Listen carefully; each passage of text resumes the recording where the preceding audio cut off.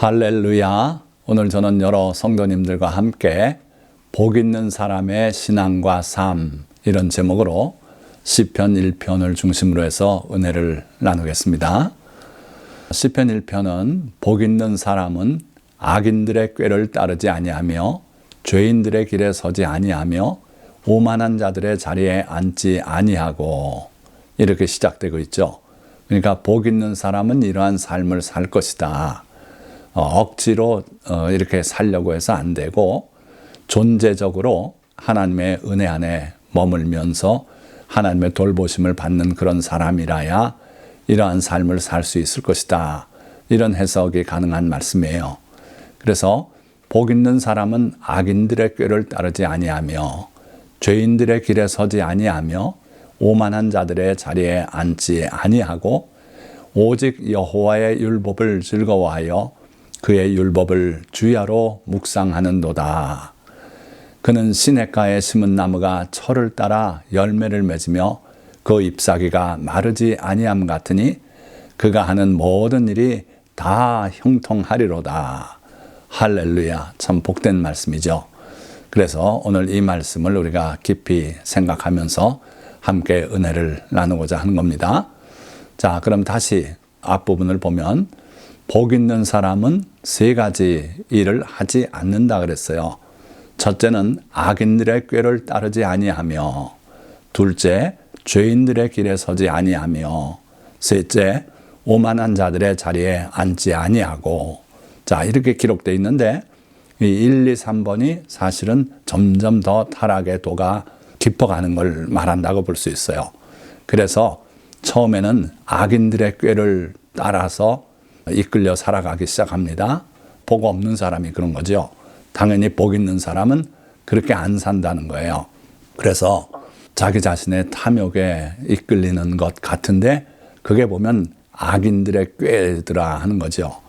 그러고 그렇게 살다 보면 결국 죄인들의 길에 들어서게 된다는 거예요.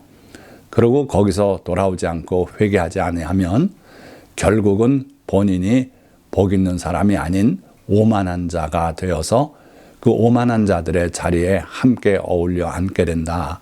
여기서 돌아오긴 참 힘들죠. 그래서 복 있는 사람은 이 세 가지를 피할 수 있어야 된다 하는 거예요. 자, 그 중에 첫째, 악인들의 꾀를 따름으로써 결국 세 번째 단계인 오만한 자들의 자리에까지 나가게 되는데, 그렇게 되지 아니하려면, 그러니까 존재적으로 복된 사람이 되려면은 예수 그리스도의 가르침을 따라야 한다는 거예요. 이사야 9장 6절에 한 아기를 우리에게 주셨다. 한 아들이 우리에게 태어났다.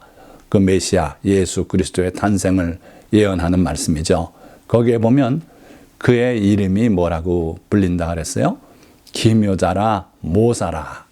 여기서 모사라는 뜻이 바로 카운셀러라는 뜻이에요. 우리가 예수 그리스도의 교훈을 따르고 그에게 순종하고 살다 보면은 악인들의 꾀를 물리치고 하나님의 그 귀한 뜻을 따라 사는 그러한 존귀한 사람이 된다 하는 거죠. 그렇게 살 때 죄인들의 길에 들어서지 않게 된다. 그렇지 않을 경우에는 우리가 자칫 우리의 탐심에 이끌려서 죄인들의 길에 들어서게 되고 거기서 더 나아가서 오만한 자가 돼버리고 만다 하는 거예요. 악인의 꾀를 따라서는 안 돼요. 거절해야 됩니다. 하나님의 그 말씀을 근거해서 물리치는 게 제일 현명한 방법이고요. 또 예수 그리스도의 가르침을 따라서 삶으로서 악인의 꾀를 따르지 않는 게 바로 복된 사람이다. 그래서 예수 그리스도의 말씀에 따라 살아가는 여러분들이 되시기를 주님의 이름으로 축원드립니다. 그렇게 사는 사람은 복 있는 사람인데, 그 사람은 2절에 보니까 오직 여호와의 율법을 즐거워하여 그의 율법을 주야로 묵상하는도다. 이렇게 기록하고 있어요. 다윗이 이 시편을 쓴 건 여러분들이 잘 아실 테고, 다윗이 그런 사람이었어요. 시편 18편 1절에는 여호와는 나의 힘이시라고 고백하고 있고, 자기는 자기에게 힘이 되어주시는 여호와를 사랑한다고 고백해요. 여러분들 일생 살아가면서 사랑을 고백한 적이 얼마나 있습니까? 물론 이성 간에 사랑을 고백하는 일은 흔히 볼 수 있죠. 그런데 하나님을 향해서 내가 주 하나님을 사랑합니다, 이렇게 고백하는 사람은 흔치 않은 것 같아요. 저도 이제 노년에 들어와서야 하나님을 사랑한다는 고백을 별로 해본 적이 없구나, 그걸 깨닫고 요새는 하나님을 사랑한다는 고백을 합니다. 여러분들도 하나님을 사랑한다는 고백을 할 수 있기를 주님의 이름으로 축원드립니다. 예수님께서는 너희가 나를 사랑하면 나의 계명을 지키리라. 진정으로 주님을 사랑하고 하나님을 사랑한다면 계명을 지키라는 거예요. 그리고 나의 계명을 지키는 자라야 나를 사랑하는 자니, 나를 사랑하는 자는 내 아버지께 사랑을 받을 것이요 나도 그를 사랑하여 그에게 나를 나타내리라. 주님께서 자기 자신을 우리에게 보여주시겠다는 거예요. 자, 그래서 하나님의 법을 즐거워하고 주야로 묵상하는 자가 복된 자다. 그렇다면 누가 진정으로 하나님의 법을 즐거워하고 주야로 묵상하고 따라서 하나님의 계명대로 살아가게 될 것인가? 예수님께서 분명하게 너희가 나를 사랑하면 나의 계명을 지키리라. 나의 계명을 지키는 자라야 나를 사랑하는 자니. 그러니까 주님을 사랑함으로써 주의 계명을 지키게 된다는 거죠. 우리가 주의 계명을 지키면 그게 바로 우리가 주님을 사랑하는 증거가 될 수 있다 하는 거예요. 자, 그런데 사람들은 놀랍게도 주님을 사랑한다 하면서 하나님의 계명은 버리는 경우가 많더라는 거예요. 예수님께서 그들을 향해서 이렇게 말씀합니다. 이 백성이 입술로는 나를 공경하되 마음은 내게서 멀도다. 사람의 계명으로 교훈을 삼아 가르치니 나를 헛되이 경배하는도다 하였느니라. 너희가 하나님의 계명은 버리고 사람의 전통을 지키느니라. 하나님을 사랑하지 않기 때문에 이런 일이 벌어지는 거죠. 하나님을 진정으로 사랑한다면 하나님의 계명이 얼마나 아름답고 하나님의 성품을 그대로 드러내는지 깨닫게 될 것이고, 따라서 그 계명을 지키려고 애쓰는 거 아닙니까? 그런데 하나님을 겉으로만 사랑하고 진정한 사랑이 없고, 그러니까 하나님의 교훈을 우습게 여기고 짐스러운 것으로 생각하고, 그래서 하나님의 계명을 버리고 기껏 사람의 전통은 대단한 것처럼 그렇게 지키고 있다 하는 거예요. 예를 들면 고르반, 하나님께 바침이 되었다 하고 선언하기만 하면 부모에게 드릴 것도 드리지 못하게 하는 아주 악한 그러한 사람의 전통, 주님이 책망하셨죠. 그러니까 진정으로 여러분들이 존재적인 복된 사람이 되려면 하나님의 계명들을 지켜야 돼요. 다른 말 할 것 없지요. 하나님의 계명에 따라 하거나 하지 아니하는 그러한 실천을 통해서 우리가 복된 사람이 되고, 또 복된 사람이 됨으로써 그 계명을 따라서 실천하게 된다 하는 거예요. 자, 말할 것 없이 10계명이 바로 그 대표적인 계명 아닙니까? 첫째 보니까 여호와 하나님 외에 다른 신을 두지 말라 하셨어요. 그러니까 하나님 외에 다른 신을 두지 아니함으로 우리는 복된 자가 되고 또 은혜를 누리게 될 줄 믿습니다. 두 번째는 우상을 만들지도 절하지도 섬기지도 말라 하셨어요. 그래서 우리는 그 계명에 따라 우상을 만들지 말고 절하지 말고 섬기지 아니함으로 복된 사람이 되고 이 계명을 지킬 수 있을 줄 믿습니다.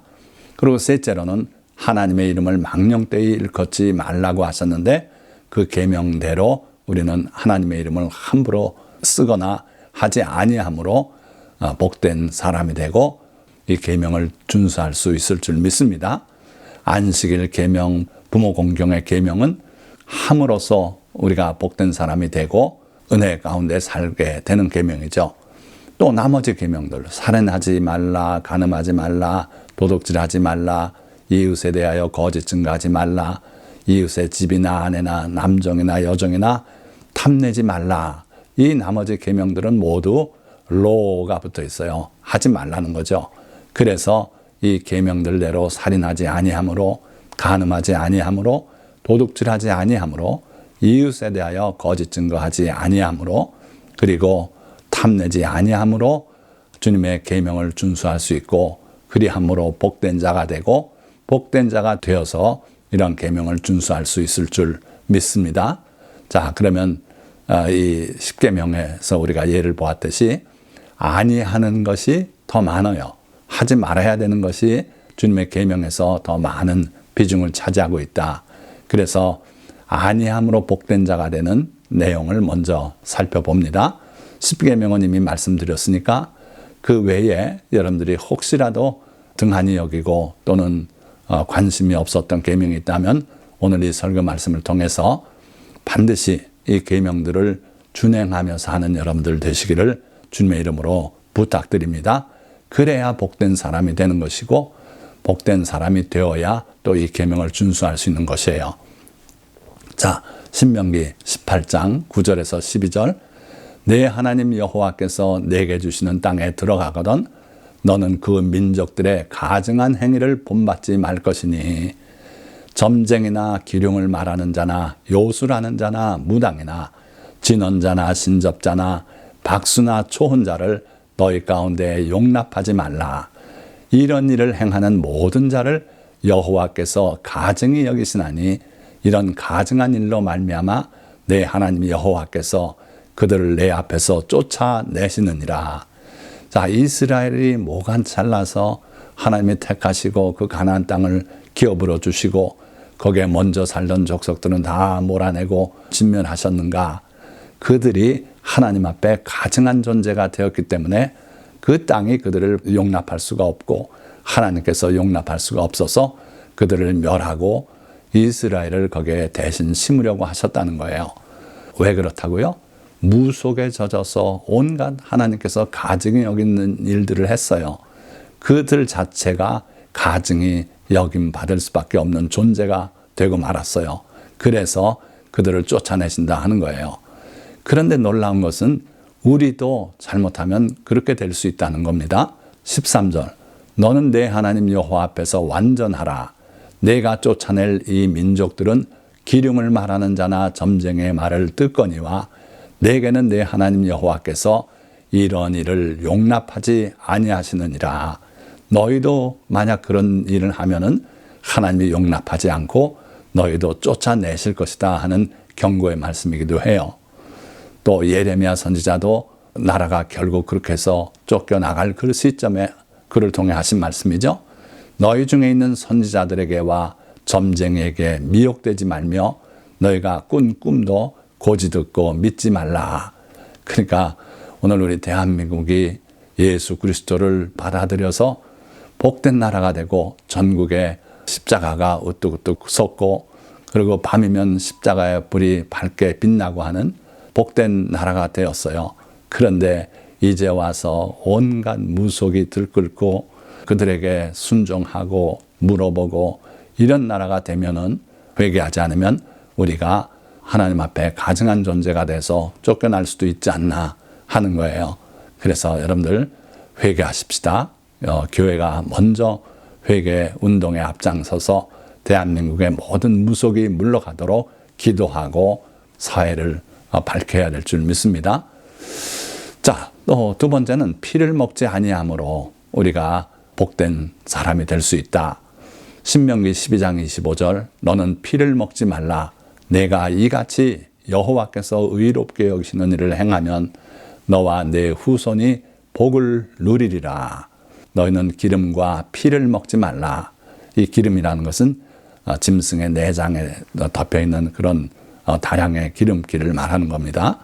이는 너희의 모든 처소에서 너희 대대로 지킬 영원한 규례니라.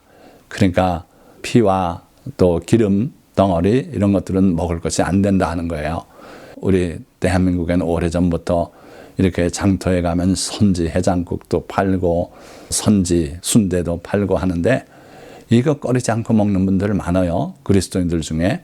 그런데 사도행전 15장에 요긴한 건 4가지. 이방 그리스도인들이라도 그동안에 살아왔던 그 모든 문화 관습이 그렇지 않더라도 요거는 꼭 지켜야 된다 하는 4가지를 정하지 않았습니까?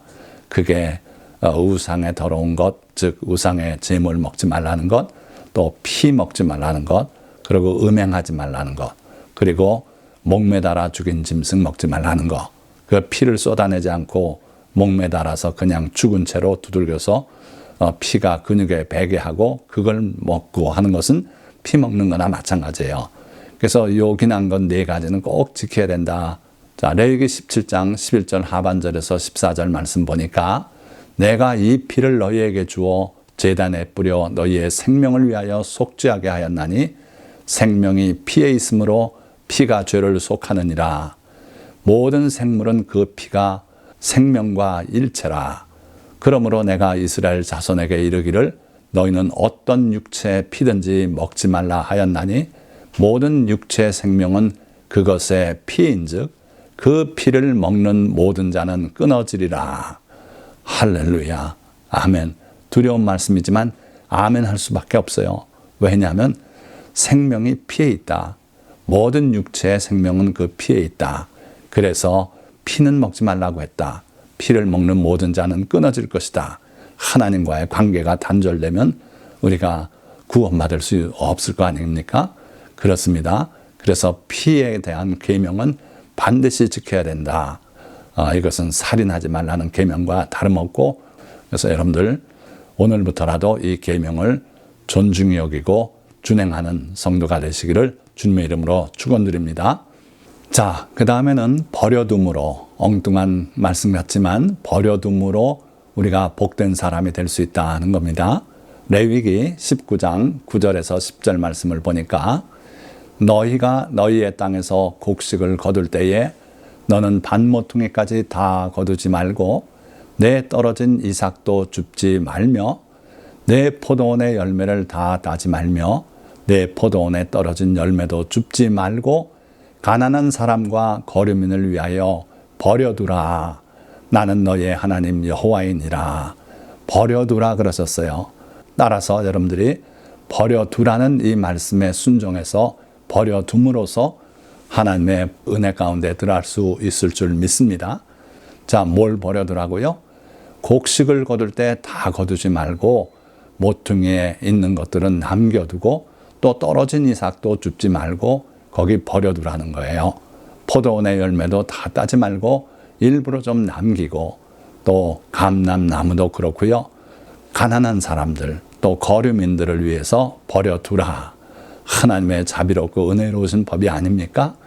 우리 같으면 깔끔하게 걷어서 한 푼이라도 더 수확을 올리고 해야 될 것 같은데 하나님은 너그러우신 분이에요. 우리가 이 말씀을 순종할 때 하나님의 복이 우리에게 임해서 우리가 존재적인 복된 자가 되고 우리의 삶이 복을 누리고 쌓을 것이 없도록 주님께서 복을 내려주실 줄 믿습니다. 그래서 여러분들이 버려둘 줄 알아야 돼요. 여기 영어로 썼습니다만은 keep the change. 말하자면 택시비를 냈는데 4,700원이 나왔습니다. 5,000원짜리를 드렸습니다. 그러면 기사 어른이 또 300원을 거슬러 주려고 할 때 그냥 두세요 하고 내리는 이러한 그 습관이 우리에게 있으면 좋겠다 하는 거예요. 이게 바로 하나님의 여유롭고 너그러움을 보이는 그 마음을 우리가 품을 때 가능한 거지요. 그래서 잔돈은 그냥 넣어두십시오 하는 이런 친절, 이게 우리에게도 넘칠 수 있기를 주님의 이름으로 축원드립니다. 자, 그리고 와서 먹고 배부르게 함으로써 여러분들이 복된 사람이 될 수 있고 또 복된 사람이 됨으로써 이 계명을 지킬 수 있을 줄 믿습니다. 신명기 14장 28절에서 29절 말씀, 최근에 제가 11조에 관해서 설교한 적이 있는데 그 내용이에요. 매 3년 끝에 그해 소산의 10분의 1을 다 내어 내 성읍에 저축하여 너희 중에 분깃이나 기업이 없는 레위인과 내 성중에 거류하는 객과 및 고아와 과부들이 와서 먹고 배부르게 하라. 그리하면 내 하나님 여호와께서 내 손으로 하는 범사에 내게 복을 주시리라. 아멘. 할렐루야. 하나님의 이 말씀 11조가 하나님께서 뭐 세금 거두듯이 해가지고 하나님의 왕궁이나 크게 짓고 이러려고 한 게 아니라는 거예요. 우리가 1년, 2년째는 스스로 먹고 그때 물론 어려운 레위인들 이들을 잊지 말라고 하셨고 그러나 제3년에는 우리가 먹지 말고 다 거두어 들여서 그걸 성중에 저장하고 거류하는 객과 고아와 과부들이 와서 먹고 배부르게 하라. 또 레위인들이 와서 먹고 배부르게 하라. 그렇게 하면 하나님께서 우리에게 복을 더욱 넘치도록 내려주시겠다고 약속하신 거예요. 오늘날 우리 기독교회가 이 계명의 말씀을 다 망각하고 11조를 교회 내에 필요한 모든 처소에 쓰고 있습니다마는 원래 하나님의 뜻은 이와 같은 데 있다. 이걸 우리가 기억하고 가능하면 이 길로 돌아가는 대한민국의 교회가 되고 성도님들이 되시기를 주님의 이름으로 축원드립니다. 자, 마지막으로는 레위기 19장 32절 너는 셋머리 앞에서 일어서고 노인의 얼굴을 공경하며 내 하나님을 경외하라. 나는 여호와이니라. 우리 한국은 정서적으로 이러고 있지 않습니까? 문제는 요 근래 이 정신이 자꾸 흐려지고 있다는 거예요. 그러나 주님은 이걸 우리에게 계명으로 명하셨어요. 옛날엔 그랬어요. 한 동네에 저분이 누군지 다 알고 있는 그런 처지가 많았지요. 혹시 모르는 노인이라도 일어서고 인사하고 이러는 걸 하나님은 우리에게 원하세요. 그분들의 얼굴 공경해라. 손자도 그래요. 할아버지, 할머니 얼굴이 왜 이래? 그러면 나이 들어서 그렇단다. 그렇게 설명을 해주는데 젊은이의 얼굴에 비해서 우리 노인의 얼굴은 이제 볼품이 없지요. 그러나 그걸 공경하라는 거예요. 오랜 세월을 살면서 하나님의 은혜 가운데 살아오고 하나님을 알고 하는 분이라면 정말 존귀한 분들이에요. 그 얼굴을 공경하고 또 내 하나님을 경외하라. 나는 여호와이니라. 그래서 이런 것까지 하나님께서 계명으로 명하셨습니까? 그렇습니다.